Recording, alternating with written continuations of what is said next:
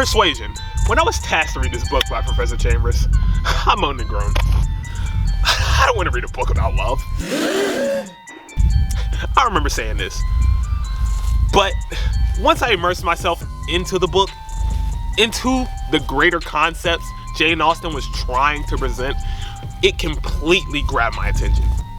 And with this assignment of analyzing the impact the 21st century digital world had on Jane Austen's Persuasion, it really made me completely fascinated with not only the book, but with the movie as well.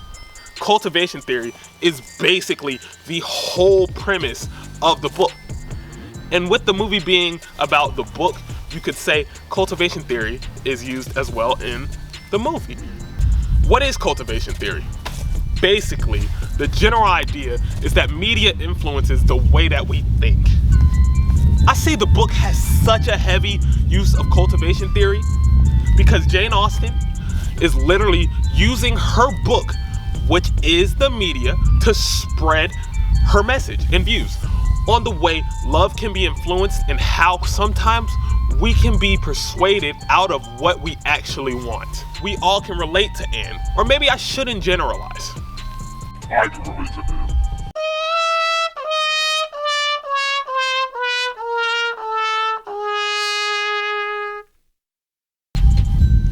This story does a great job of depicting the need and pursuit of love, all while outside forces try to stop it, whether that be other people trying to court them or just other people's opinions on their love. And me personally, I can relate to this feeling of wanting something so bad, but things outside of you are preventing you from having it. Jane Austen did a great job of using her characters to convey her message. I'm not gonna go over all the characters, just the ones I find important. The main character, Anne Elliot. This is who the book is all about. She is the black sheep of her family. Her father and her sisters are very self-absorbed people. She's not like that though. Her main love interest in the book and in the movie is Captain Frederick Wentworth. Captain Wentworth, he was deeply in love with Anne, but earlier in their life, Anne turned him down because she was persuaded by Lady Russell. He was just a broke sailor. Well, he went away, he came back. Now he's a rich naval officer. In the book and in the movie, they make it a point to emphasize how handsome he is before and after he got his riches. Lady Russell was the best friend of Anne's deceased mother, and now she plays an advisor role for Anne and her family. She convinced Anne that Frederick was not right for her, leading to great grief later down the line for Anne. Another media theory used in the text, social responsibility theory. What is social responsibility theory? Free press without censorship, where content is discussed.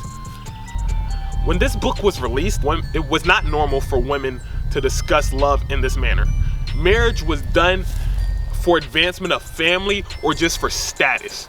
And her putting the topic of marriage for love into a society where this was not the norm is a great example of no censorship. Now, when comparing the book to the movie, the main thing that I noticed was the modernization of some things. In Austen's Persuasion, it was said, now they were as strangers, worse than strangers, for they could never become acquainted. But in the movie, that wasn't the line. The line was, now we're worse than strangers, we're exes. And this happened multiple times. Another thing that the movie used that the book did not was sound rhetoric.